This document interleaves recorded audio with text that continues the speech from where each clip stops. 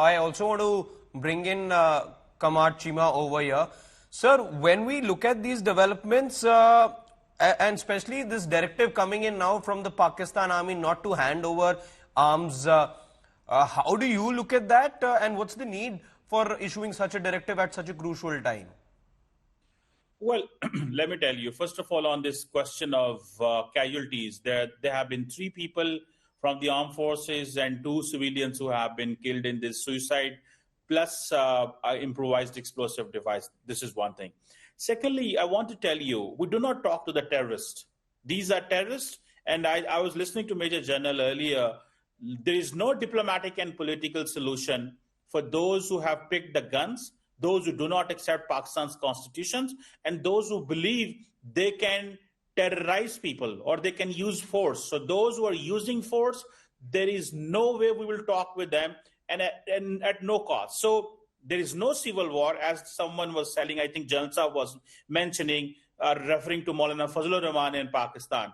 There is not an inch of territory in Pakistan which is in the control of any militant organization. All these people are hiding. They are on the run. They are taking advantage of the terrain. They are taking advantage of the situation. Remember, we have 2,600 kilometer long border with Afghanistan, which is all, mountains, which is not manned, which is not controlled by anyone. So the terrorists can move in and move out in any way.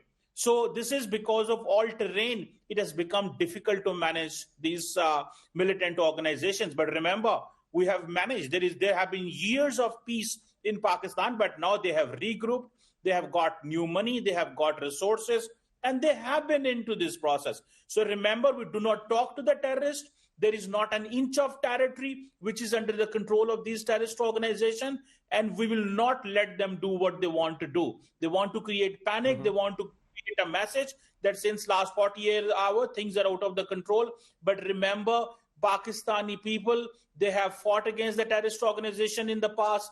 We are fighting for the peace of Pakistan and for the peace of the region, and we will keep fighting. And these terrorists, they are not Pakistanis, they are not Muslims, they are not human beings, because they indiscriminately kill the innocent civilians. Right. Those who kill civilians, we do not talk with them. Yes, and there is no diplomatic. I'm afraid I'll have to just cut you short over here. In fact, apologies for that, but we hear you. We hear you, Kamar Chima, when you say that this indeed is a tense situation. But worrying as far as the army is concerned, Pakistan Army, not 1 but 2 attacks now taking place.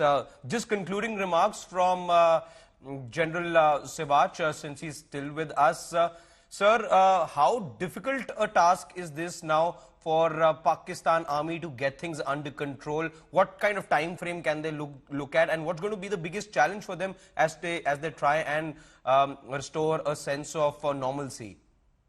Harshit, the situation is really gone from bad to worse. They are not at all control of the situation. Balochistan Liberation Army is becoming stronger day by day.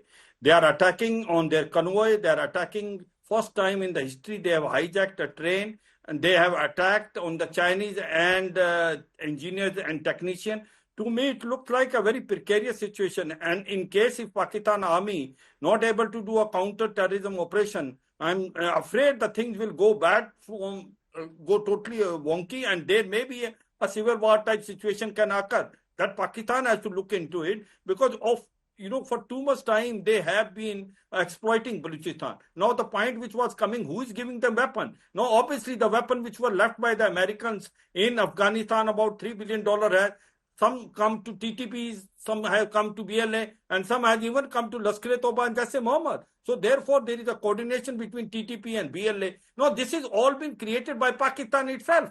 Pakistan has a problem. It differentiate between good and bad terrorists. The terrorists which they sent toward India, lashkar-e-taiba, jaish-e-mohammed, they call them a good terrorist. And the terrorists which hit them like Tehreek-e-Taliban, Pakistan, and also BLA, whom we call them a freedom fighter, because they are generally fighting for their freedom, they call them a bad terrorist. So until and unless Pakistan have one policy and strategy to go against the terrorism, and until and unless they stop differentiating good and bad terrorists, I don't think Pakistan can win against the terrorists which are there, which they so in Khyber Pakhtunkhwa and Balochistan. And my point is, Where is the intelligence of Pakistan army? Why are they not able to know it? Such incidents are going to take place. Of course, it is not easy, it is difficult, but a professional army has to do it. And Absolutely. I can only ascertain it that Pakistan army has to pull up the socks. It won't be going to be a very easy affair to It's make not it going to be look an like easy that. affair, and of course, things have only compounded now